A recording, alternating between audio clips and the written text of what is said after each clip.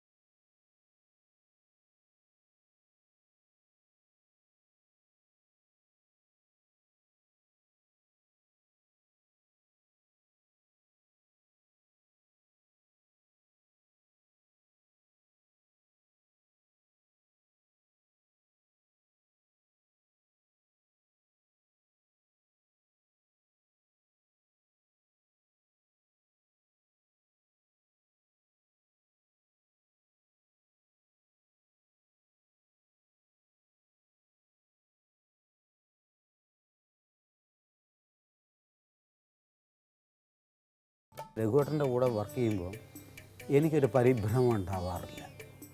ഇത് എഴുതണല്ലോ ഈശ്വര, അക്ഷരമല്ലേ 51 എണ്ണല്ലേ ഉള്ളൂ അക്ഷരം, എനിക്ക് കൂട്ടാൻ പറ്റുമോ? എന്നൊരു 4 കൂട്ടാമെന്ന് പറഞ്ഞിട്ട് എന്തെങ്കിലും വേറെ വാക്കുണ്ടാക്കാൻ പറ്റുമോ? ആയിരിക്കുമ്പോൾ സിറ്റുവേഷൻ ഉണ്ടാവും.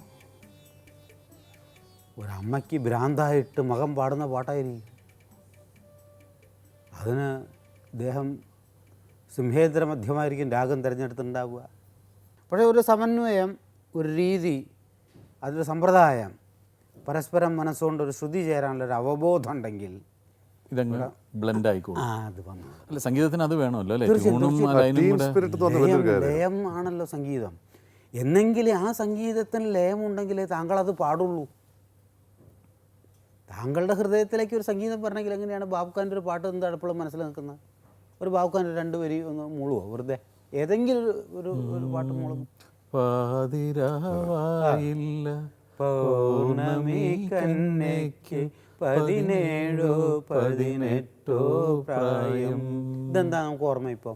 നമ്മൾ ഇങ്ങനെ കേട്ട് ഇങ്ങനെ ഹൃദയം കൊണ്ട് ശ്രുതി ചേർത്ത് വെച്ചിരിക്കുന്നു മനസ്സിൽ നമ്മൾ. പതിഞ്ഞ് കിടക്കുന്നത്. ആ ശ്രുതി ചേർച്ചയാണ്. അത് ആദ്യം ഉണ്ടാകുന്ന ഒരു മുറിയിൽ നിന്നാണ്, ഒരു ഹാർമോണിയത്തിൽ നിന്നാണ്. വീരപ്പൻ്റെ കയ്യിൽ ഒരു ഹാർമോണിയം കൊടുത്തിട്ട് എന്താ കാര്യം? ഒരു ചന്ദ്രനെ കണ്ടപ്പോൾ വെൺചന്ദ്രലേഖ ഒരു അപ്സര സ്ത്രീ എന്ന് പറഞ്ഞു വയലാറ്. വെൺചന്ദ്രലേഖ ഒരു അപ്സര സ്ത്രീ. ഇതേ ചന്ദ്രനെ ഭാസ്കര മാഷ് ഭാസ്കർ ഭാഷ കണ്ടപ്പോൾ പറഞ്ഞു വാടി നിങ്ങൾ പതിവായി പൗർണമി തോറും പടിവാതിലിനപ്പുറമെത്തി കണിവെള്ളരി കാഴ്ച വയ്ക്കും. കണിവെള്ളരിയാണ് അവിടെ ഭാസ്കർ മാഷക്കകത്ത് കണി വെള്ളരിയാണ് ചന്ദ്രൻ. ദേവചന്ദ്രൻ തന്നെ കൊടുങ്ങല്ലൂരിൽ നിന്ന് ഭാസ്കര മാഷ് കണ്ടപ്പോൾ കണിവെള്ളരി ആയപ്പോൾ കാണും. രാഘവപ്പറമ്പിലെത്തിയപ്പോൾ എന്തായി? അപ്സര സ്ത്രീയാണ്. വിപ്രലംഭ ശൃംഗാര നൃത്തമാടാൻ വരുന്ന അപ്സര സ്ത്രീയായി.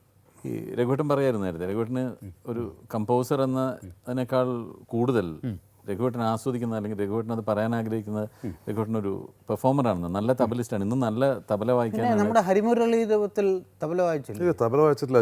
ഹരിമുരളീരവം രഘുവേട്ടൻ പാടുകയാണ്. അല്ല, ജതി പറഞ്ഞ രഘുവേട്ടനാണ്. അതെ, നേരത്തെ പറഞ്ഞല്ലോ, ഒരു പാടിയൊന്ന് ചോദിച്ചില്ലേ, അത് ദാസേട്ടൻ്റെ കൂടെ വോയിസ് കൊടുക്കാൻ ഭാഗ്യം കിട്ടി. അത് ഈ പാട്ടിലാണ്. അതൊരു കൗതുകത്തിൽ പെട്ടെന്ന് അത് ഇവരെ കമ്പോസിങ് കഴിഞ്ഞിട്ട് അല്ലല്ല, ഞാൻ രവിയേട്ടനെ കാണാൻ ചെന്നതാണ്. അപ്പോൾ അവരുടെ ഇതെല്ലാം കഴിഞ്ഞ് റെക്കോർഡിങ് എടുത്തുകൊണ്ടിരിക്കുക കാലിക്കറ്റിൽ. അപ്പോൾ രവിയേട്ടൻ പറഞ്ഞു ഒരു ജതി പറയണം. അപ്പോൾ അങ്ങനെ ഞാൻ ട്രാക്ക് പറഞ്ഞതാണ്, ദാസേട്ടന് വേണ്ടി ട്രാക്ക് പറഞ്ഞതാണ്. പിന്നെ ദാസേട്ടനെ കേട്ടത് പറഞ്ഞത് എൻ്റെ വോയിസ് തന്നെ വിട്ടു. അപ്പോൾ അങ്ങനെ ഒരു ഭാഗ്യം കിട്ടി ദാസേട്ടൻ്റെ കൂടെ വോയിസ് കൊടുക്കാൻ ഈ പാട്ടിൽ.